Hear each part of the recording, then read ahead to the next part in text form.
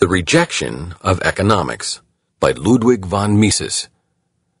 This article is excerpted from Theory and History and narrated by John Pruden. As historicism sees it, the essential error of economics consists in its assumption that man is invariably egoistic and aims exclusively at material well-being.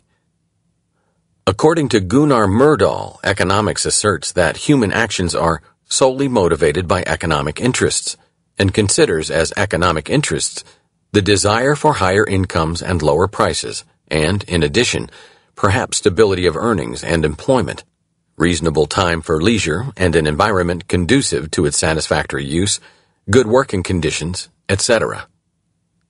This, he says, is an error. One does not completely account for human motivations by simply registering economic interests. What really determines human conduct is not interests alone, but attitudes. Attitude means the emotive disposition of an individual or a group to respond in certain ways to actual or potential situations. There are, fortunately, many people whose attitudes are not identical with their interests. Now, the assertion that economics ever maintained that men are solely motivated by the striving after higher incomes and lower prices is false. Because of their failure to disentangle the apparent paradox of their use-value concept, the classical economists and their epigones were prevented from providing a satisfactory interpretation of the conduct of the consumers. They virtually dealt only with the conduct of the businessmen who serve the consumers, and for whom the valuations of their customers are the ultimate standard. When they referred to the principle of buying on the cheapest market and selling on the dearest market, they were trying to interpret the actions of the businessman in his capacity as a purveyor of the buyers, not in his capacity as a consumer and spender of his own income. They did not enter into an analysis of the motives prompting the individual consumers to buy and to consume, so they did not investigate whether individuals try only to fill their bellies or whether they also spend for other purposes. For example, to perform what they consider to be their ethical and religious duties. When they distinguished between purely economic motives and other motives, the classical economists referred only to the acquisitive side of human behavior. They never thought of denying that men are also driven by other motives. The approach of classical economics appears highly unsatisfactory from the point of view of modern subjective economics. Modern economics rejects as entirely fallacious also the argument advanced for the epistemological justification of the classical methods by their last followers, especially John Stuart Mill. According to this lame apology, pure economics deals only with the economic aspect of the operations of mankind, only with the phenomena of the production of wealth, as far as those phenomena are not modified by the pursuit of any other object. But, says Mill, in order to deal adequately with reality, the didactic writer on the subject will naturally combine in his exposition with the truth of pure science as many of the practical modifications as will, in his estimation, be most conducive to the usefulness of his work. This certainly explodes Mr. Myrdal's assertion, so far as classical economics is concerned.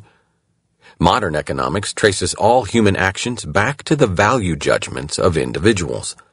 It never was so foolish, as Myrdal charges, as to believe that all that people are after is higher incomes and lower prices. Against this unjustified criticism, which has been repeated 100 times, Boom Bauwerk, already in his first contribution to the theory of value, and then later again and again, explicitly emphasized that the term well-being, as he uses it in the exposition of the theory of value, does not refer only to concerns commonly called egoistic, but comprehends everything that appears to an individual as desirable and worthy of being aimed at. In acting, man prefers some things to other things, and chooses between various modes of conduct. The result of the mental process that makes a man prefer one thing to another thing is called a judgment of value. In speaking of value and valuations, economics refers to such judgments of value, whatever their content may be. It is irrelevant for economics, up to now the best developed part of praxeology, Whether an individual aims like a member of a labor union at higher wages, or like a saint at the best performance of religious duties. The institutional fact that most people are eager to get more tangible good is a datum of economic history, not a theorem of economics.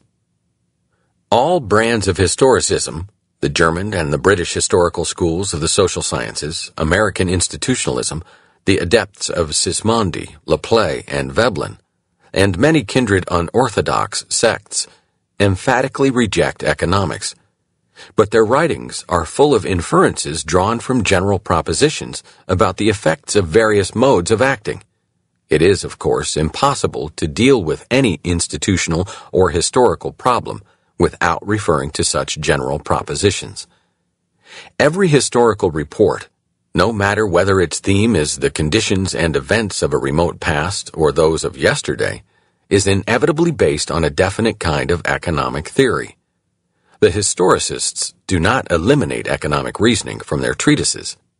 While rejecting an economic doctrine they do not like, they resort in dealing with events to fallacious doctrines long since refuted by the economists.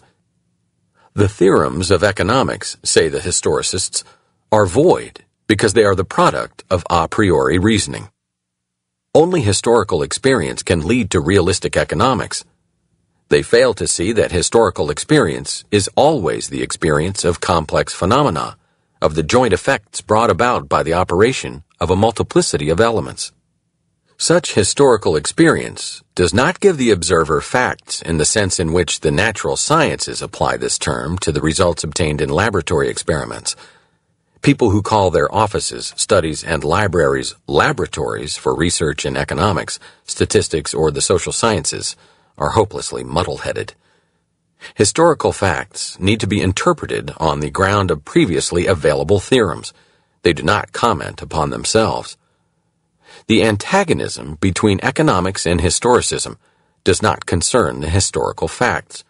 It concerns the interpretation of the facts. In investigating and narrating facts, a scholar may provide a valuable contribution to history, but he does not contribute to the increase and perfection of economic knowledge. Let us once more refer to the often repeated proposition that what the economists call economic laws are merely principles governing conditions under capitalism and of no avail for a differently organized society, especially not for the coming socialist management of affairs. As these critics see it, it is only the capitalists with their acquisitiveness who bother about costs and about profit. Once production for use has been substituted for production for profit, the categories of cost and profit will become meaningless.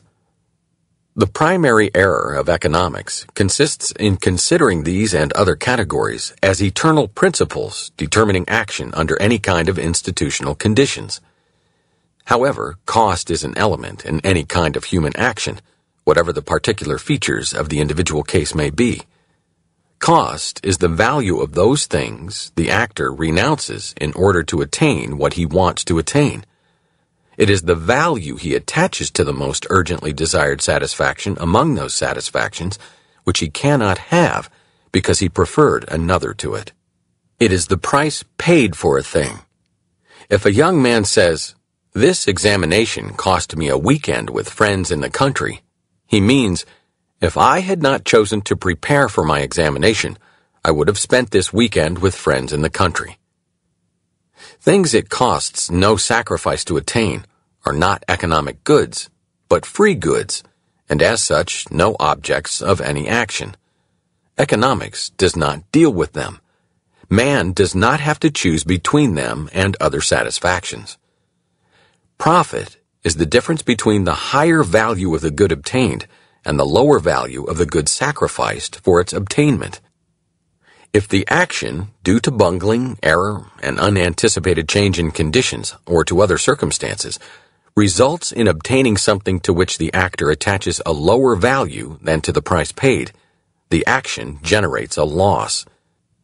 Since action invariably aims to substitute a state of affairs which the actor considers as more satisfactory for a state which he considers less satisfactory, action always aims at profit and never at loss. This is valid not only for the actions of individuals in a market economy, but no less for the actions of the economic director of a socialist society. The Ludwig von Mises Institute hopes you have enjoyed this audio Mises Daily. For a world of free market literature, media, and discussion, visit Mises.org.